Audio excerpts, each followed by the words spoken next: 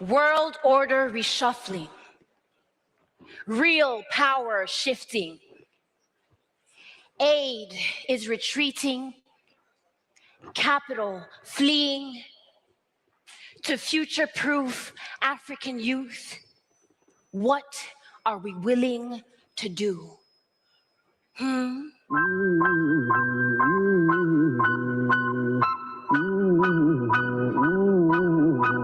New African era, from the Sahara to the Kalahari Desert, east to the west, key conversations, transforming our continent.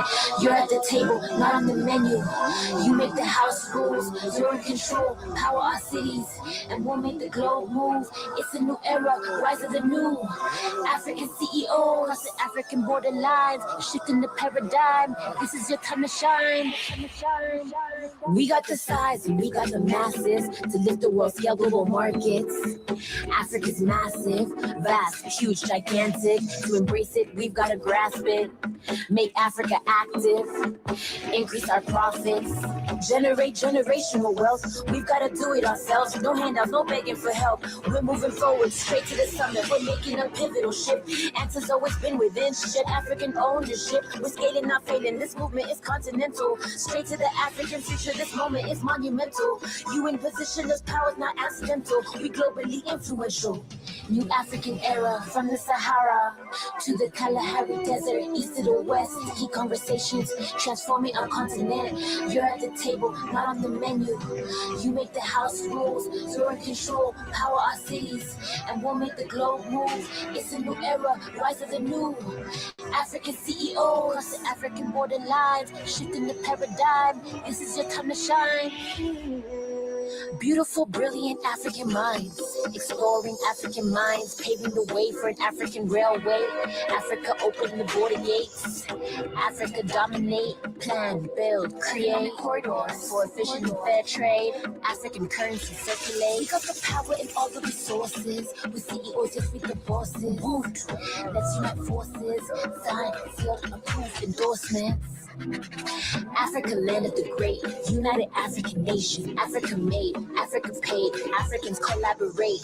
Ubuntu, new African era, from the Sahara to the Kalahari Desert, east to the west. Key conversations, transforming our continent. You're at the table, not on the menu. You make the house rules, you're in control, power our cities, and we'll make the globe move. It's a new era, rise of the new. African CEO, cross the African borderlines, shifting the paradigm. This is your time to shine. Ubuntu.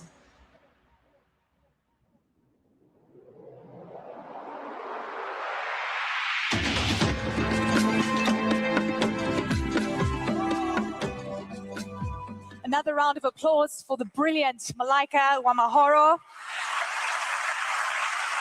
Beautiful, captivating performance to welcome us to Kigali. So welcome everyone to Kigali. Welcome. As someone said yesterday, welcome home, and it certainly feels like home. It's so good to be back, and it's so good to see such a strong West African presence.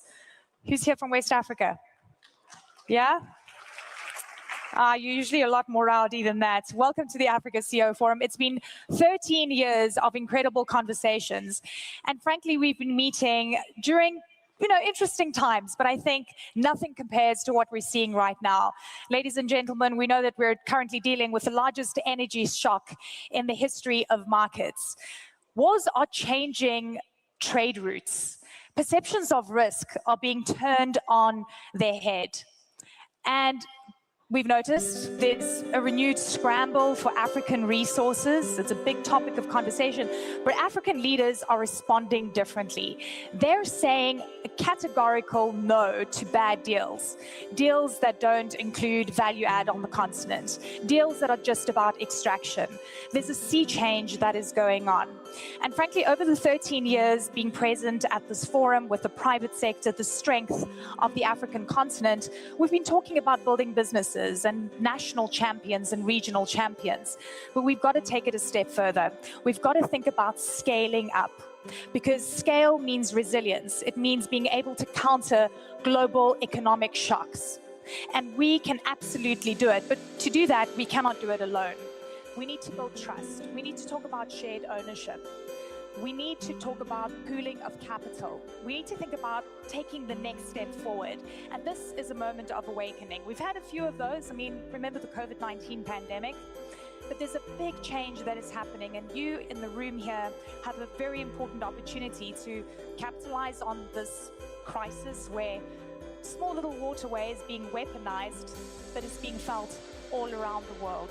So ladies and gentlemen, on that note, I'd like to plant something in your head. It's not about building, $1 million businesses. It's about thinking about $100 million, $1 billion, $20 billion, building African champions. So on that note, I'd like to welcome Amir Ben-Yamed, the CEO and founder of Africa CEO Forum and the CEO of Jeune Afrique Media Group. Round of applause.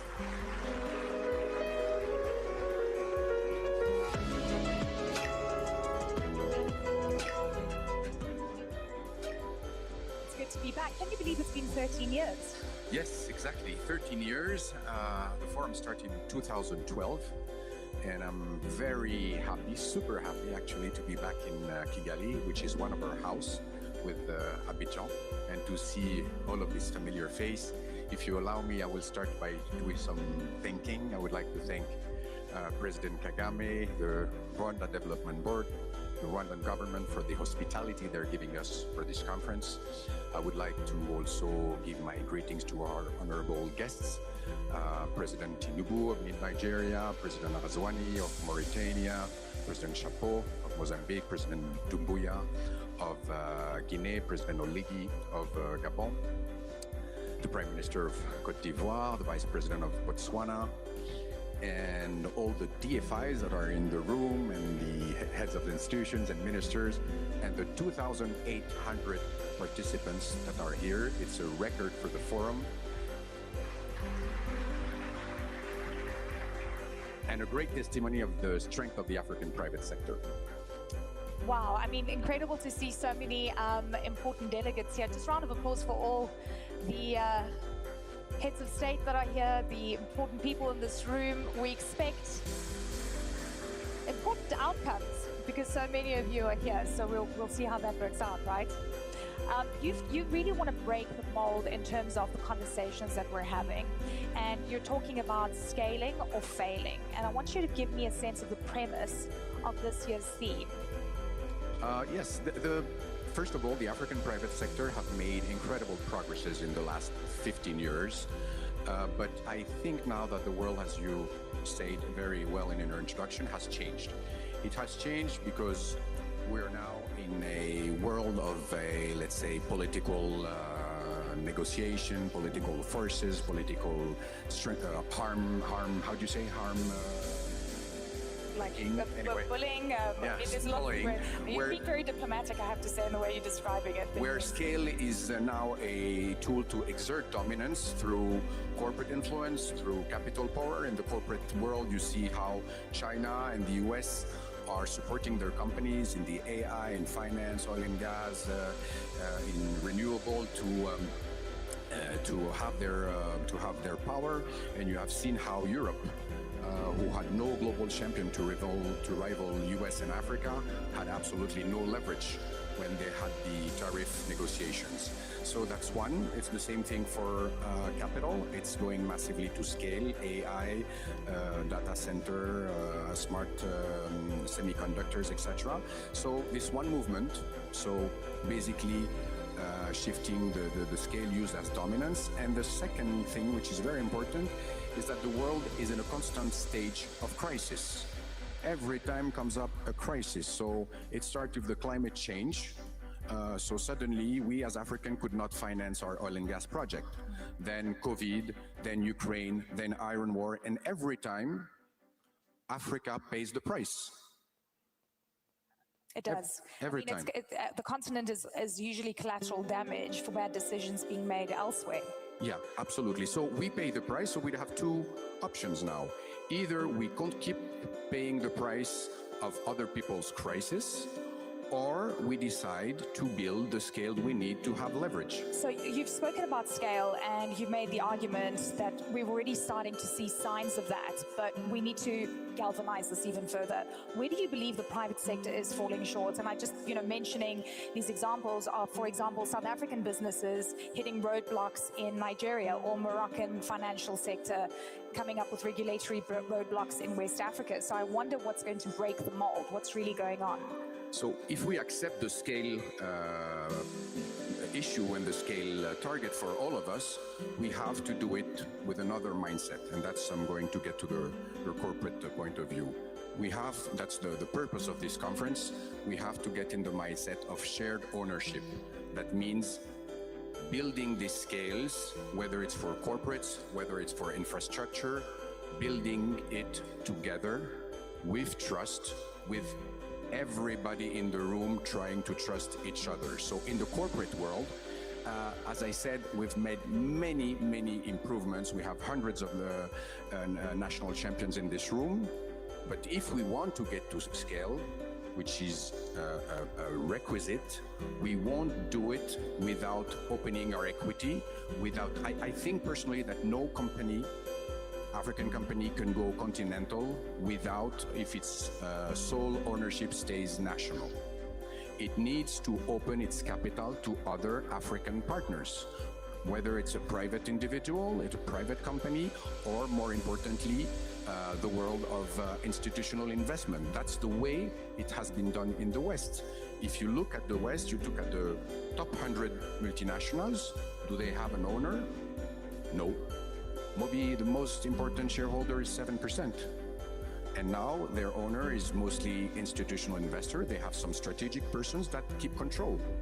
You look at Bernard Arnault, is one of the richest guy. He controls his company with 40%. And you have people who control their company with less than that. And they have access to a lot of money. And this money comes from institutional investment. We have $2 trillion in Africa under management. Pension fund, insurers, sovereign fund, all his money is here, but it cannot be directed where it should be. Yeah, that's a really interesting prospect. I mean, frankly, where's that money going? Where is it sitting, and why haven't we mobilized it? Let's talk about shared ownership a little bit more, because I really want you to dig into this and talk about the notion of still requiring foreign capital. I mean, frankly, you were talking about, examples of global multinationals where they're able to leverage global international markets. I wonder if this is an Africa-related project where we're tapping into local capital available, or whether you believe there's a real big chance now that perceptions of risks have completely shifted, to leverage on foreign capital. First of all, what we mean by shared ownership is absolutely not nationalism. Africa, it's about Africans owning more of Africa's wealth. Foreign investment is required. The only thing is how you create and share value. A lot of international companies are here, have already started listed their companies. That's how you create value. You help African retail investor, African institutional investors get a part of the value that has been created by holding equity. So we need MSA, we need Orange, we need Schneider Electric, we need all these international companies that are a great creator of wealth. And by the way, the chairman of Schneider Electric is here in the room. That's a perfect example of what I was saying earlier. Schneider Electric is one of the most successful industrial company in the world. It's $40 billion with a presence in 100 countries, and it has no owner, and still it's super successful. So it's better to have a smaller size of a huge pie than staying the way we are today. Okay, interesting. I mean, this is, you painted a very ambitious picture in terms of leveraging multiple options here. But what do you think the main obstacles are between what you're describing and where we are today? There's plenty of things that we could do because we have been having this discussion for a long time. But I think there are three things that are very important. First, the CFTA is still a foundational element of the conversation. It's been 7 years. I don't think that many persons in that room are aware of the progress it makes. So I think like any private sector company, it should have a transparent timeline, milestone, metrics, accountability. It's the same with PAPS. So these are two super important continental projects that need more monitoring and more accountability. So I think it's very important. The second, I think, important thing is regulation and harmonization. We have seen that harmonization works. In West Africa, OADA is a unified law system, it works. CIMA, it's an insurance framework, it works. And we need to free the flow of capital. So the two main things that is in terms of regulation is stock markets, create standards for listings, and two, free cross-border capital. That's the most important thing, because as I've told you, as we've seen in the West, this $2 trillion money is what is going to fuel Africa's growth in the next 10 years. But trust falls into place on this. Yes, and one last thing, because we haven't spoken a lot about infrastructure, and we have been discussing also infrastructure for a long time. We need to have more regional continental projects. We have a perfect example with the Lobito Corridor. It's a fantastic project, but it has been thought in the US. So we need to think about this project ourselves. And I think there's an institution that has the mandate, the convening power, the balance sheet to do that, to create design, because our problem is not financing, it's a pipeline of project. So we need this institution to do it. I think we have one, it's the AFDB. His president is here, Mr. Sidi Wulta, and I think I would be very happy if he gets rid for us of this obstacle. So you've got a big job. So three main priorities, I think. And I think they're easily doable. Yeah, he's agreeing, so hopefully we'll see some movement on that. I'm an outcomes person, so I'm hoping that we'll have some tangible outcomes, and not just signing of communiques, and not just signing of MOUs, right? Like actual tangible action, hopefully that will come to the fore. On that note, Amir, I wonder what you want every participant to walk away with after this forum, given that the world has fundamentally changed, and experts are saying it's never going to be the same again because of something that's happening far away from here. What do you want people to walk away with? I think the principal takeaway I would like, first of all, you have to understand that we're a Pan-African company.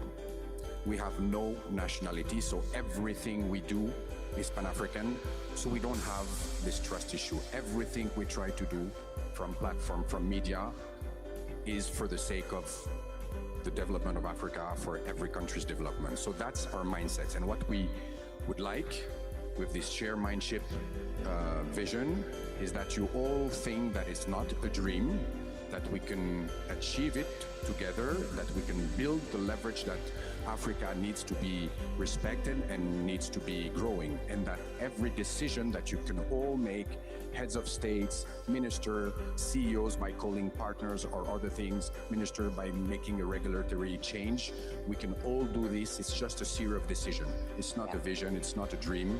We can make it happen within the next 10 years. Fantastic, Amir. Thank you so much. Round of applause for Amir Ben-Yamed.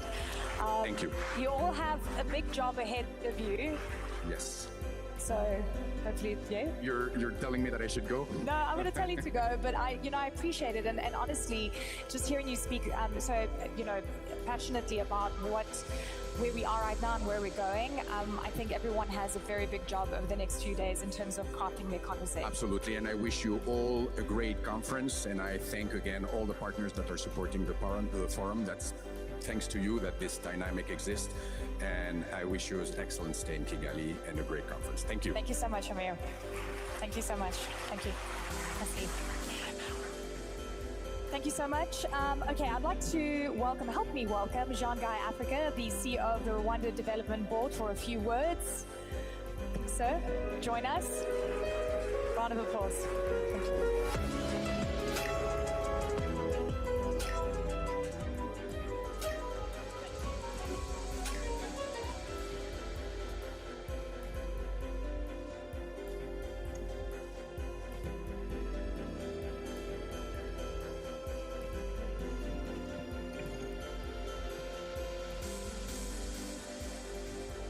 Your Excellency Paul Kagame, President of the Republic of Rwanda,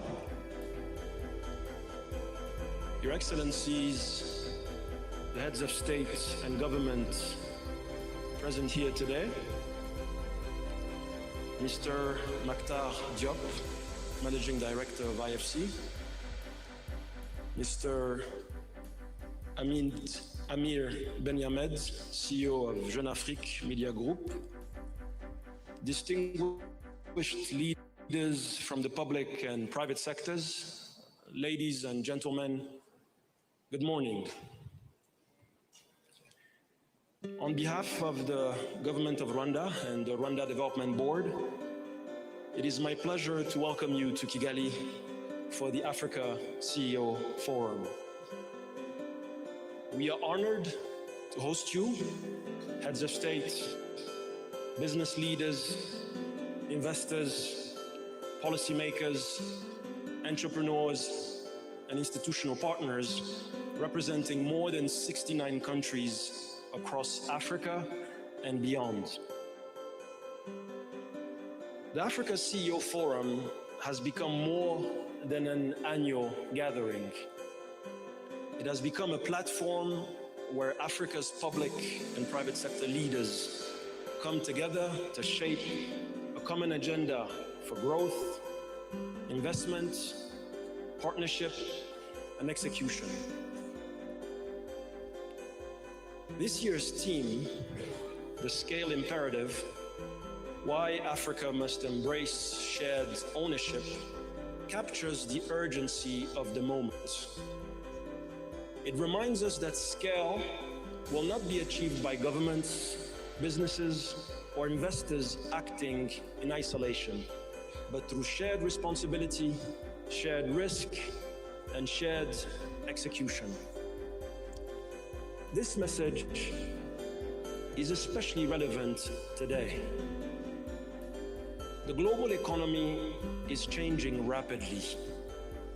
Capital is more selective, financing is more expensive, supply chains are being reorganized, and technology is transforming every sector.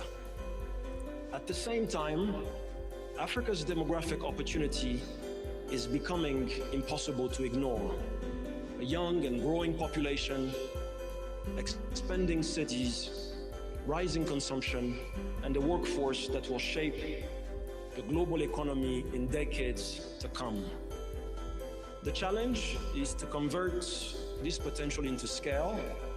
That means building competitive companies, deeper markets, stronger infrastructure, more productive capital, and cross-border platforms that make it easier to invest, trade, and expand across the continent. It also means government and the private sector working differently together. Governments creating predictability and reducing friction, and the private sector investing, innovating, taking risk, and helping build the champions Africa needs. For Rwanda, this conversation is all too familiar. Our development journey has always required us to think beyond our size and geography and to build the openness, reliability, connectivity, and trust that allow a country to serve not only its own markets, but the wider region and the continent. That is why we continue to invest in trade infrastructure and logistics, tourism, aviation, financial services, and technology, while continuously improving the business environment that enables companies to invest, operate, and grow. Together, these investments and reforms make it easier for Rwandan, African, and global companies to invest, operate, and scale across borders. This is the spirit in which Rwanda welcomes you, as partners in a shared continental project, as leaders with the responsibility to turn ambition into action, and as builders of the scale, trust, and execution Africa needs. Over the next 2 days, may Kigali be a place of serious conversations, new partnerships, and concrete decisions. I wish you all a productive and successful Africa CEO Forum. Thank you very much.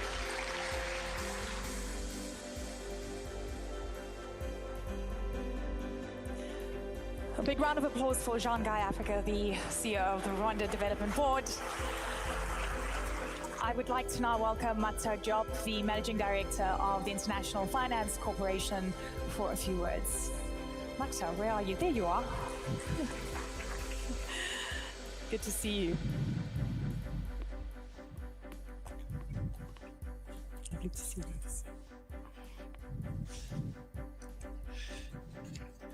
Your Excellency President Paul Kagame, Your Excellency President Bola Ahmed Tinubu, Your Excellency President Mohamed Sheikh El Ghazouani, Your Excellency President Brice Clotaire Oligui Nguema, Your Excellency President Chapo, Your Excellency President Mamadi Doumbouya, Your Excellency Vice President Ndaba Kouatlé, Prime Minister of Côte d'Ivoire Robert Begré Mabé, distinguished guests, business leaders, ministers.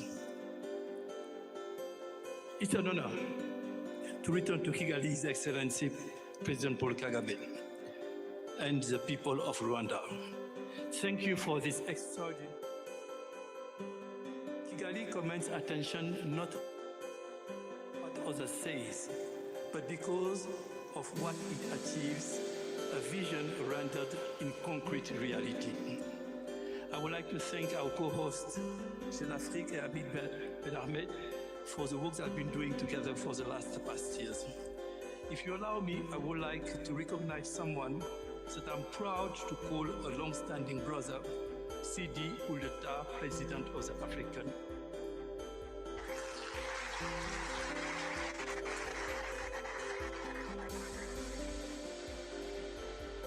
Sidi Ould Tah, across Mission 300, infrastructure corridors, capital mobilization for our continent's most fragile economy, we stand on the same front line, waging the same battle.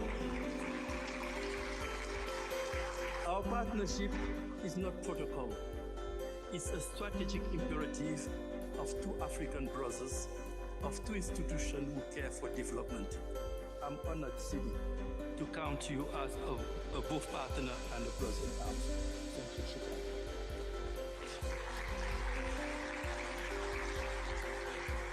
We gather at a moment of profound global disruption. Conflicts spreading across multiple regions are not abstract events.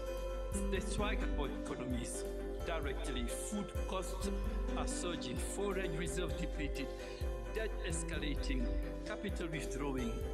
These shocks underscore with an urgency impossible to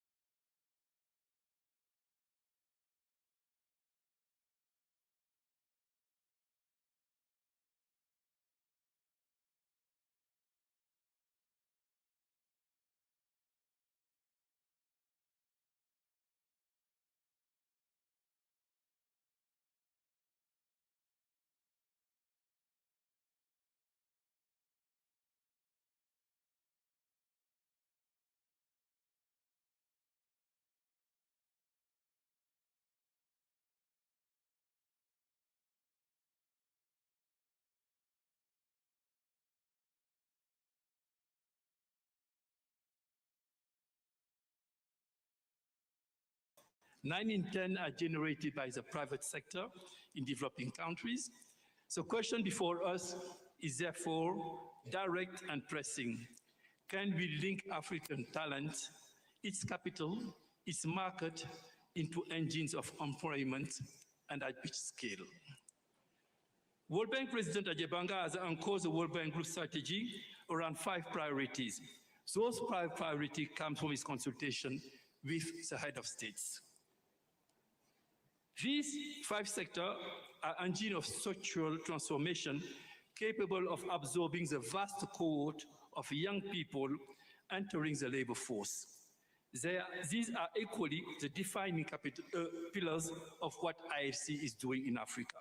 Let me just break it down quickly for you. Energy and infrastructure. No economy industrialized without dependable power.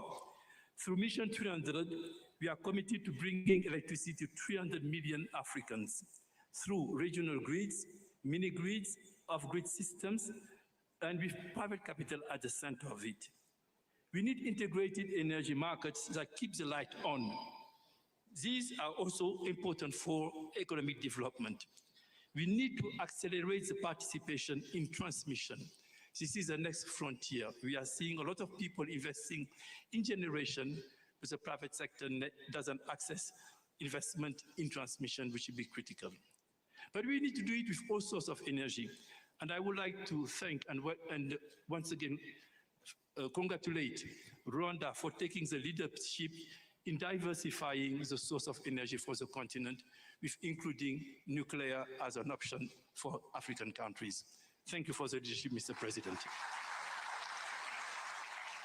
Agriculture, Africa holds 60% of the world untapped arable land. Global food demand will rise by 50% over the next 2 decades. Through AgriConnect, we are channeling private sector capital money into agriculture value chain, and this from input to processing through a logistic and market access. When agriculture shifts from subsistence production to integrated chains, it generates unemployment throughout the value chain, anchor natural economies, and feed downstream industries. The goal is income resilience and job at scale. Let me turn about something which is important because it's shaped a lot of our economic history in the continent. Correct corridors and connectivity. Africa corridors were largely built during the colonial period for a single objective: extract commodities and move them to the coast untransformed with no industrial dividend for local populations. That logic must be buried. The Lobito Corridor, Simandou, this initiative carry a different vision. A corridor that carries raw ore generates handling work. A corridor that carries processed steel, manufactured goods, generate industry, transport agricultural product, transform agricultural product is development. This section is important. It's a decision, and we need to build on it. Corridors are not only to export raw material for Africa. They are here to create jobs and make our economy more resilient. Healthcare, human capital, and skill. Investing in health means investing in the most elemental input of any economy. Africa's health systems are underfunded and heavily reliant on imports. The private sector has a transformative part to play. Community clinics, telemedicine, local pharmaceutical production. If I want to be frank, something we do not say enough is that a healthy workforce is only as productive as a skilled workforce. And I remember vividly during the crisis of COVID, our President Kagame gathered the leadership here to ensure that there is independence in the production of vaccine needed for our population. Thank you for all the leaders here who have been showing that Africa can take things in their hand when they need to have it. But I would like to say something about vocational and technical education. These are essential elements to development as well as digital literacy and entrepreneurship. These are the foundation, I would say the infrastructure of human capital, and must command the same urgency as road and power lines. Let's talk now about something which is important also: critical mineral and value-added manufacturing and small AI. Africa cannot continue shipping raw materials only to repurchase them as finished goods at a premium. Cobalt, lithium, manganese, graphite, Africa critical mineral situate this continent at the center of the global energy transition.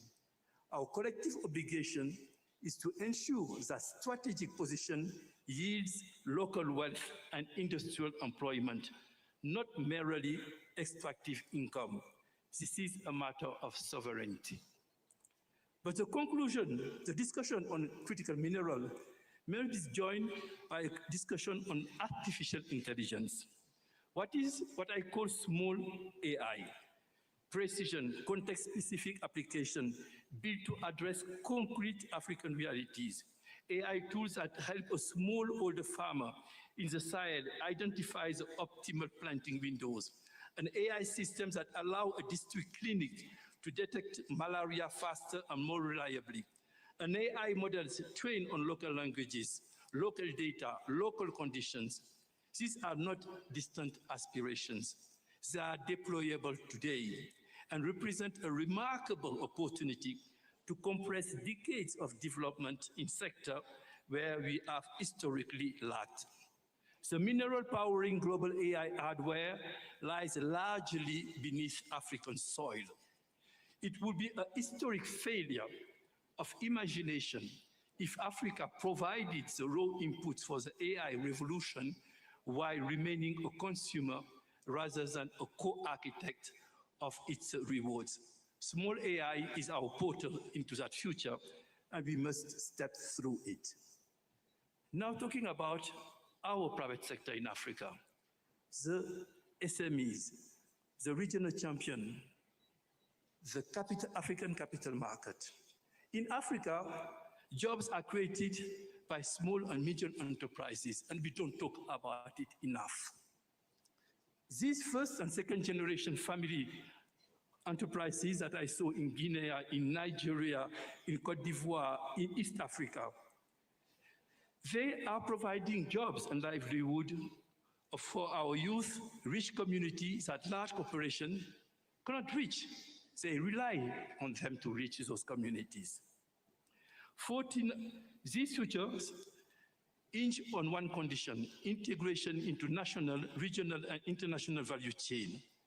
The African Free Trade Agreement provides a legal architecture, 49 ratification, but agreements do not generate employment. Transactions do. For this framework to become economic reality, businesses must be able to trade, finance, insure, and export across borders efficiently, affordably, and without bureaucratic obstacle at every crossing. To cultivate regional champions, two conditions are not negotiable. First, dismantle every barrier to cross-border investment, whether direct or through equity markets. Capital transfer restriction, double taxation, regulatory fragmentation, stock exchange incompatibilities. These are policy choices, not economic laws. They can be reversed, and they must be reversed.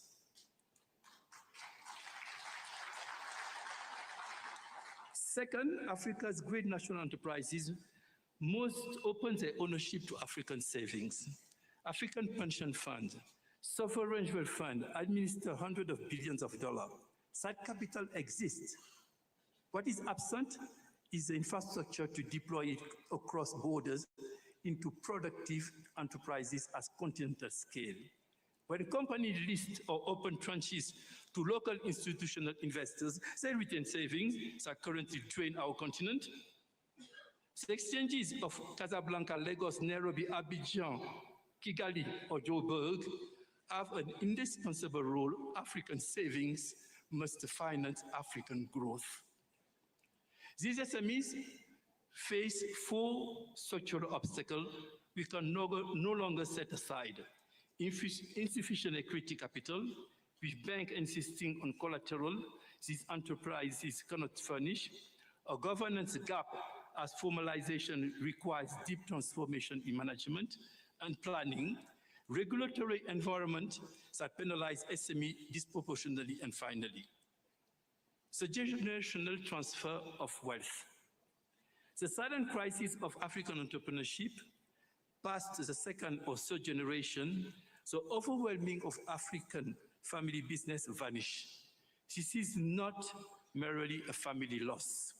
It's an hemorrhage of economic capital, institutional memory, and employment that reverberates across the entire community. I direct an ambitious appeal to researchers, sociologists, business schools, and African international alike. Treat these as a serious domain of inquiry and research. The roots are as sociological as they are financial, family structure, inheritance norms, succession disputes, these dynamics must be embedded in our business school curricula so that the next generation inherits not just enterprises, but the capacity to sustain them.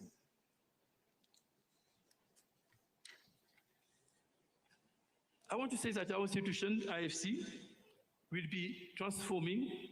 We will be increasing our ability to mobilize international capital and domestic capital to address all these challenges.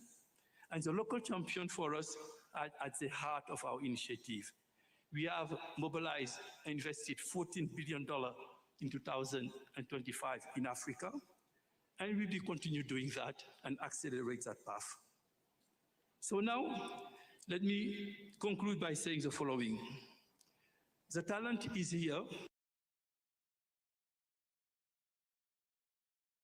So please join me for a fireside chat.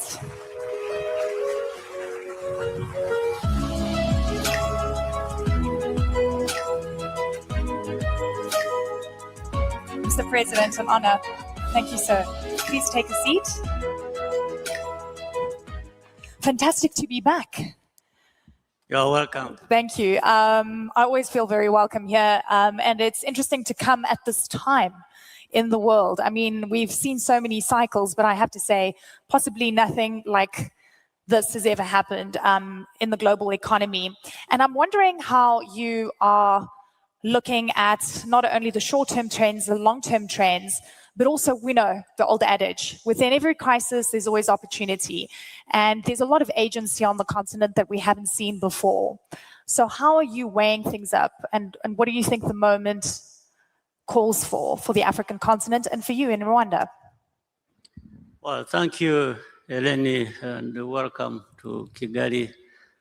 But let me take this opportunity to welcome and thank each one of the leaders here, heads of state,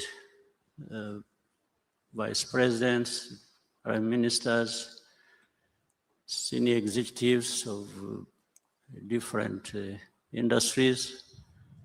I want to welcome you to Kigali and thank you very much for honoring our invitation and being here with us. Of course, I want to thank Amir and his team, Jeune Afrique, for having thought of this idea to bring people together in this manner that has been operational for a number of years. I want to appreciate the work they are doing and also the comments Amir made earlier, which really encapsulate all that we need to say and maybe based on to do a number of things. So I thank you all for being here. Thank you very much. Now, back to the question. There will always be crises. I mean, you have had centuries of different things happening. We had slave trade, we had colonial times, then there are wars, then there are pandemics, then there are all kinds of things. They will happen all the time. We just, it's a matter of time and there are these cycles that, so we are in a different cycle now that is driven geopolitically and we have to contend with that. But that also for Africa keeps being a reminder of our position. Where do we stand in this global positioning? And we have had many people contribute ideas and very accurately educating us what we need to do and what we need to be thinking about. But we can't stay there. We need to learn from this. We need to shape what we are doing for ourselves, and action should lead us in the right direction and how to deal with these crises. So, but for Africa, let me say, we have to leverage our competitive advantage, and there are a number of them. So why is Africa always at a disadvantage? When you look back, you see where Africa has been lacking this or that. But really, why, when we have almost everything? If you look at in the area of green energy, and this continent is home to 60% of solar potential. 60% is home to that. Africa is home to that. Then if you look at the critical minerals that talked about, all of them, or the majority, are on the continent for making batteries and so on and so forth. And different powers are fighting over that. But Africa, that has a lot of that, is silent or losing most of it cheaply to those who have the power and have know what they want to do. Look at human capital. In terms of human capital, Africa has abundance of that. In fact, whether maybe by now already or in a few years to come, Africa will be having the largest middle class in the world. So how can we have these resources? And then we are here wondering how to overcome some of the challenges that are brought by the geopolitics that we talk about, or the crises that we see happening in every. So we need to come together and do something about it. It's doing something about it. The rest we know. And Amir earlier on was talking about what we lose by not doing a number of things. I think we lose a lot more even by not doing what we have to do. And it's a really important point. It's time of action. And I have to say, you know, when you mentioned pandemics, there was a wake-up call, and we've seen so much shift and change. But, you know, watching what's been going on with the way African leaders have been approaching bad deals that are getting on their table. I mean, Zimbabwe, Zambia, as well as Ghana, saying no to mineral deals because it was about extraction in return for healthcare programs and so forth. And frankly, I'm sure a lot of you in the room know that you've been very vocal about the kind of bullying tactics, the coercive tactics that have been used by the West, specifically the US. And at this point in time, we know that Africa is still being viewed as a place where people can extract, but African leaders are saying no. Also threats about sanctions consistently, not only against African nations, but other countries. Rwanda yourselves are dealing with US sanctions since March this year with the issue regarding the DRC. Take me through how you're dealing with this new geopolitical tension where there's a belief that might is right and the big can control, you know, everyone else. Well, it's a crisis in a sense, but brought about by the same thing, Africa not leveraging our capacity, our potential, our, you know, energy of the people of our continent is just locked out there. And it's a situation where the powers that be are holding a whip in their hands. They're using a stick to beat up whoever they want to beat up in order to They are no longer even hiding it. It's just in the open. It's like in the situation you're talking about, we have in the region of Congo and the other crises that also, in a way, involve Rwanda and other countries in our region. Yeah, sanctions, one has, first of all, are they justified? And it is not just in this case of Rwanda, but in other cases. Sometimes sanctions are just applied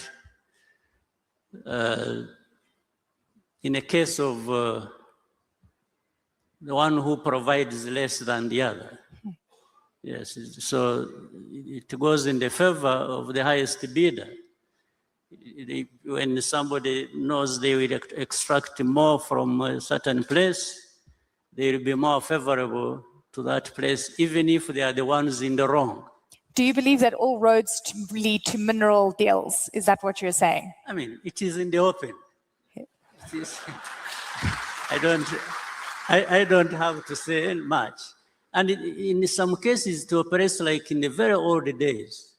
Here, there is a lot of cynicism in this. In the old days, the kings and so on and so forth used to give their in-laws, their children, powers to say, go and control something somewhere. And that's happening today here. Yeah. Yes, they just give somebody, say, go and get whatever you want to, and do whatever you want to do in that region. That is how Africa is treated.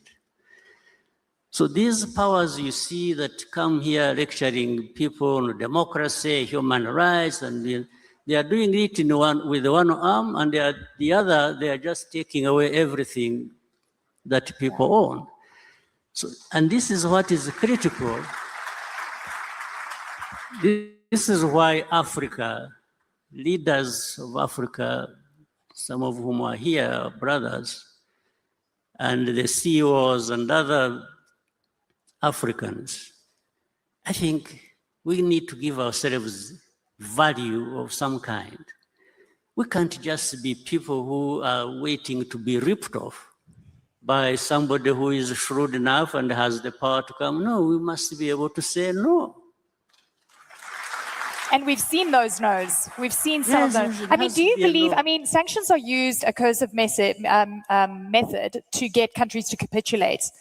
Are you going to capitulate? I never capitulated in a worse situation. This is not a bad situation as such. Well, it hurts, absolutely. Yeah. And that's what it is meant to do. It is meant, sanctions or different measures are meant to hurt people. So in a way, we are hurt. Mm. But I think we would be hurt more by not doing what we are doing. So it's always, you make a calculation. Yes. So, and it is not so difficult to say no. In fact, it costs more to say yes to the wrong thing. Yeah. So we are here, but all these things come to pass in one form or another. Even those who have been given the gift of messing us up, one day they will not live long enough to see the gains from exploiting people or doing unjust things. So I think each one of us, countries in Africa, and mainly and most importantly together, there is a lot we can do to raise Africa, to raise ourselves to the level where it should be, and don't mind about these powers that think they own the world and heaven and everything else. And I hear you loud and clear on the hypocrisy and the contradiction in terms of where international law applies to some when it suits and it's broken in other cases. We've seen so much of this. In a world where we're seeing the unraveling of the global world order as we know it, institutions are being challenged, they're being broken down. What is Africa's role, do you think, in this new world? Because it feels like it's never going to be the same again. You know, my view is that these pressures that we get from the rest of the world, Africa, I think, is being reminded to wake up. So the pressures are not entirely bad. I think they force Africa to look within for what we have to actually do what we need to do to find a good place for us in this world of those injustices and other challenges. So Africa looking within, and we have a lot to bring to bear on dealing with these challenges. I think we can succeed, but above all, we need to work together and move away from saying what we know, because there is a lot we know and there is a lot we talk about, but we need to do a lot more based on that. The private sector, I want to talk about scaling up or failing. You engage a lot with the private sector. Rwanda is such a prime example of incredible, I mean, we cover so many stories here. I mean, you're just seeing like hotbed of fantastic growth. But where do you think the private sector is going wrong from reaching that level and becoming African champions and really truly scaling up? I think private sector is doing a good job. In fact, it is ahead of the public sector. But we could be served much better by finding a way to bring close private sector and the public sector and benefiting each other as one, because that's what we are actually one when you look at the needs of the continent. And so I want to thank the private sector. The private sector, they are actually, to some level, hustlers. They are able to go through some of the barriers that are created by the public sector. Yeah. But if those barriers were not there, the private sector would be far ahead of where they are, and along with that, the continent also would be ahead of where we are. So my call to all of us is for really coming together, the private sector, the ways of how they could conduct business, I think, have been very elaborately put by Amir in the presentation you had with him earlier. And those of us in the public sector need to fine-tune our responsibilities towards allowing the private sector to be the engine that they are and should be, and all of us would benefit. I think His Excellency just gave all of you a compliment. He called you hustlers. He says you're the, doing things better than the pipe. Yes, give yourselves a round of applause. Mr. President, you're so, so encouraging always. I've got one other question, and I want to talk about, when I wake up in the morning and I have to check, can you believe social media to get an understanding of what leaders are thinking? And a lot of the time, it lacks decorum. It's shocking. You guys know who I'm talking about, right? Yeah, I don't have to say it. What do you think of the way global leaders, the strongest leaders on this planet, are speaking right now? I'm sure do you wake up and check what people are saying, on social media? Do you get shocked? What shocked you the most? There's a lot. I have become immunized to shocks. So, but social media is very interesting. It brings equality in some sense of presentation of ideas and feelings, and it has really, media has been democratized. I think it is important. everyone can express themselves and they will be heard. If you are wrong, there will be somebody to tell you, say, no, that's not right. And when it is right, then people will say, wait a minute, I think there is a point here that we should be thinking about. So it has been so open that we have gone beyond having this narrow sense of being guided into things without sometimes thinking, or we are conditioned to believing even what is not right just because it has been said by somebody in the media. So it has sort of opened up space for everybody.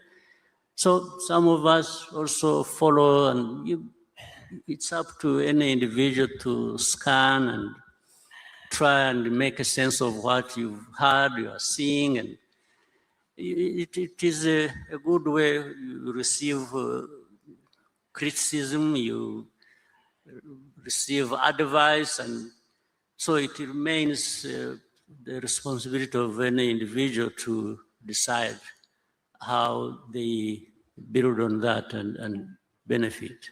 You didn't answer my question about the shock factor. Were you shocked by some of the things you see? I'm not, I said I've been immunized. Immunized, I'm okay. I'm not shocked about it. I understand where the world we live in. Yeah, it's changed, right? It's completely different. Yeah, for the 30-something years of my life, in the last 30 years, if you look at, I think, we come to understand there will be things that would otherwise be shocking, but they don't shock because we have been there. That's true. Mr. President, final word. What do you want people to walk away with from this forum as we say goodbye? Well, always it's a good opportunity, but I want people to know that each one of the people in this room and beyond have something to contribute and to benefit from, and benefit each other. And the continent has a lot that is not being put to good use, and it is up to us. It's not people from anywhere else to be able to raise ourselves to that level where we should be.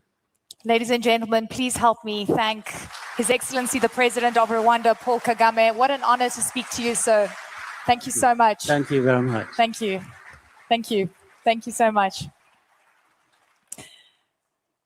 Always inspirational, always insightful. And by now, a lot of you will know that I've been advocating for